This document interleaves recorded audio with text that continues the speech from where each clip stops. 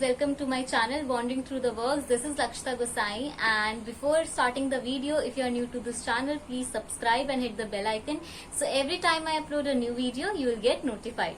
So let's begin with the book review. So today's book which I am going to review is from my favorite authors Robin Sharma, The Monk Who Sold His Ferrari. Now this title may sound inappropriate to some people, but it's actually very apt to what has been given in this book. Now Robin Sharma, as we all know, is a very well-known author, and most of his books are about self-mastery and self-help. Now coming to the story of this book, in this book you'll find two characters, and actually this book is not in a type of story, like it's in a type of a story like what happens in one's life, what happens in one of the characters' life. And this is what is like, through this story many things have been explained, that how one should live his life and what should one follow in his life to obtain or to achieve certain things. Now in this book you'll find two characters, Julian Mental and John.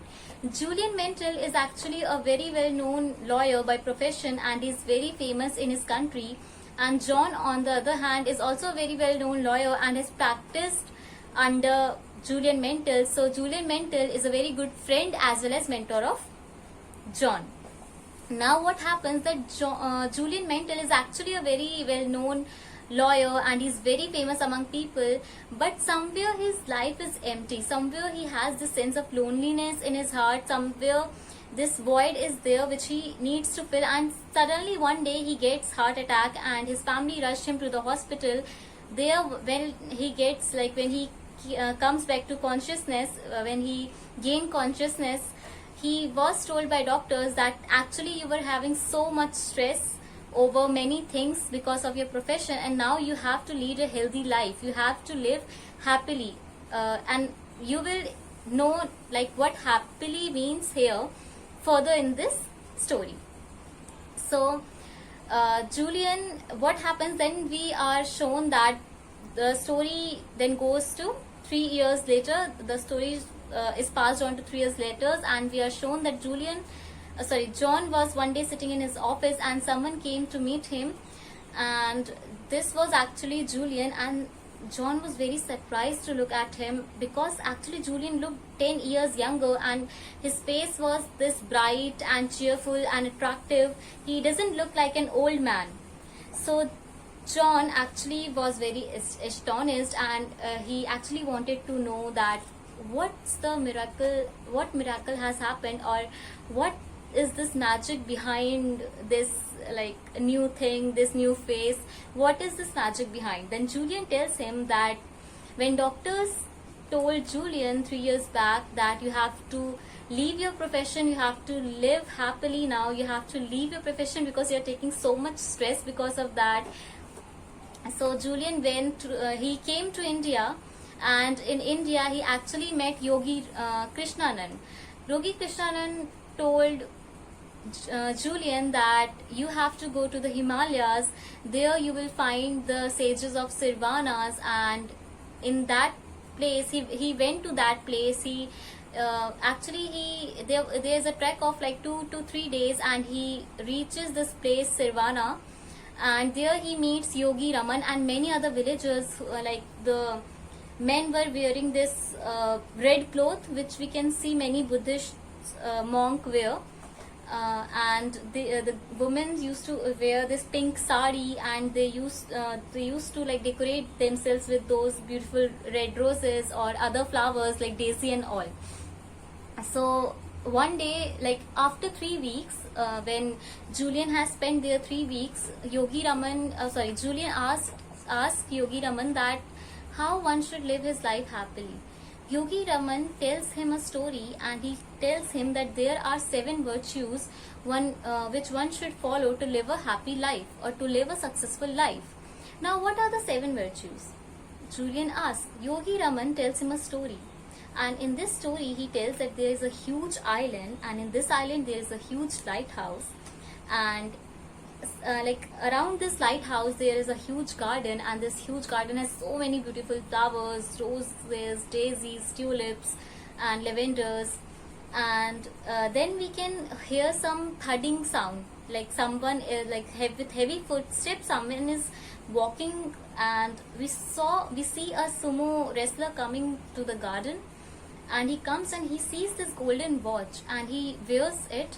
When he wears it, he became unconscious and he falls down. When we think that the story ends here, then the sumo wrestler again gets up, and he actually got up because of the smell of the beautiful yellow roses which were present in the garden. And then when he wakes up, he's through the bushes, he sees this path which is full of diamonds.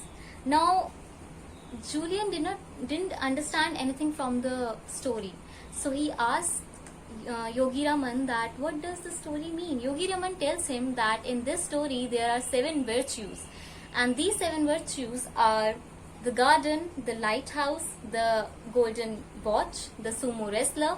One more thing which I forgot to tell you, that as we have all seen that sumo wrestlers don't wear clothes, they usually wear this this wired cable underwear to cover their private parts. So this sumo wrestler has actually wore a pink wired underwear.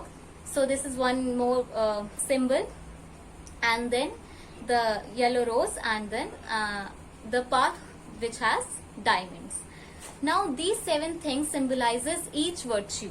Now I'll tell you what these virtues are, and I'm telling you, if you are gonna follow these things in your life, like I personally has followed these things, because like last year was not very good for me. So in July, when I came to know about this book, one of my friend gifted me this book, and I started reading it, and I actually followed what happened in this book, and actually worked for me.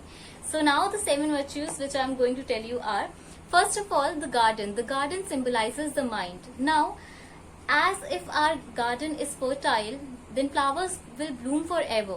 So if our mind, if we'll have a healthy mind, if our thoughts are positive, then it will actually reflect in our daily works. As we have all know, as we all know that there's a quote, you are what your thoughts are, right? Something like this, I don't remember, but something like this. So this is actually very true. Every time you negative thoughts come to your mind, you have to replace it by a positive thought, and this is how you can actually feel that you are getting better at it. So at first you'll not, in the first day you'll not see any difference, but later on when you will try it again and again, after a month you will actually see that actually it's not very difficult to think positive, right? The next thing is the lighthouse. Now the lighthouse denotes the purpose, that everyone should have a purpose in life. Okay, now there are 5 things to achieve a purpose. First of all, you should have a positive outcome. If you are going to do something, always think that you will be able to complete it, or it is going to be successful. So always has a positive outcome. Next thing is always have some positive pressure on yourself. Now how can you maintain one positive pressure? You can actually tell your family members or your friends, true friends, who actually cares, that what are you going to do next, and what are your plans for the next month or next year or the next day, right? So this is the second thing. Third thing is always have a timeline. Always give yourself a deadline, so that you can finish that thing on time. If you don't have a deadline, you are going to postpone it to tomorrow, and this thing never ends, as we all know. Now the fourth thing is that always you need 21 days to maintain a habit. So if I started running for 21 days, then obviously on the 22nd day I'm going to running without any excuse.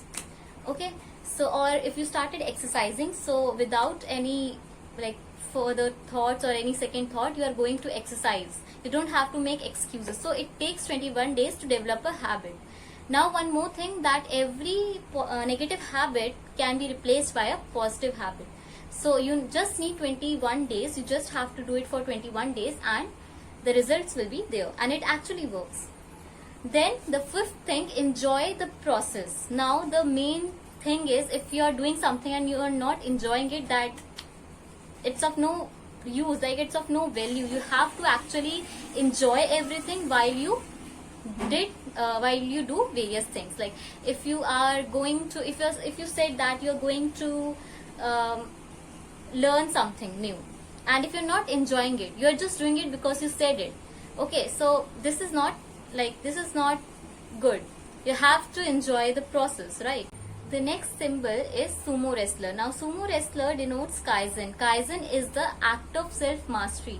One should know how to master themselves. Like you cannot, like you can be the slaves of others, but you know how to master yourself, and this is what helps in gaining or achieving success. Now meditation is told as the very, like is a very no, like very useful act if you have to gain self mastery. And the next thing is the pink wire underwear, which the sumo wrestler used to wear, and this actually denotes discipline. Now does it denotes discipline? See, sumo wrestlers always wear, like they wear nothing, but they always used to have this this underwear to cover their private parts. So they know that they have a certain limit, they cannot go beyond that limit. They know that they have to create certain boundaries are there, and you have to create these boundaries for yourselves. Don't let anyone else create these boundaries for you, but you should know that how to create certain boundaries for yourself. You should know that what boundaries, or like up to what extent you should have boundaries. Okay, so this was the fourth symbol. Now the fifth symbol was the watch, the clock, the watch, the golden watch. Now the golden watch actually denotes time. The time is very important for us, and we should not waste our time, and we should actually do our best in the time which is given to us. So also we have very limited time. It's not like you are given a whole, like we don't know when we are going to like die, or up to what age we are going to live. So whatever time you have to you have to make full use of it, right? Now the next symbol is the roses, the yellow roses. Now the yellow roses here denotes the act of kindness. It's a symbol which denotes the act of kindness, or the act of like helping others without counting your own profits. So we should actually, it is said that every day we should do something, like we should do which will not benefit us, and we should help others. Now the next and the last, I think, yes, the last symbol is the path with diamonds. Now the path with diamonds, actually the diamonds here symbolizes that what is given is in present, and you should not, like you should enjoy the present. You should not worry too much about future, and what is gone has gone. So leave the past. Even if you want to do something in future, of course we all worry, or we all decide that what we are going to do in future, but at least try to remain in the present, because what you have right now is the present. Whatever you are going to do, this is the present in which you are going to do things, right? And this will make your future. So always live in the future. Don't stress too much about the future, and stop living in the past. So this was the whole thing, and these were the 7 virtues which one should follow to live a very happy life. And I personally have followed all of them, and this book actually changed my perspective to look at the world, and I actually became a good listener after that. Yes. And I actually started, like I actually developed a few habits after that 21 days thing, and I actually followed the things which are written in this book, and they worked for me. This is a very, very like must read book. I will force you to read this. So if you must read this book. And so this was the reviews, and this was the summary. So the book is actually very good. Like I'm saying it again and again because I want you to read this, because actually the last 2 years, sorry, the last year and the present year, we all are going through some financial, economical, and like mental issues. Many of us have lost their loved ones, and I think this is one of the books which can keep us strong, which can give us motivation to focus on like things we have, or to have some confidence to get to get our confidence back, this book is something which we should read. And we should read self-help books. I think this is the best thing which we can do. You cannot ask others to motivate yourself, you have to do it by yourself. And if people are writing such books for you, you should do it. So this book is a must read. Now these were the reviews, this was summary. So if you like this video, please like, share, comment and subscribe. Please hit the bell icon, please, please, please, and share this with your friends who actually need such books to read or are going through some hard times, and you yourself read this book. Okay, so thank you so much. Sayonara.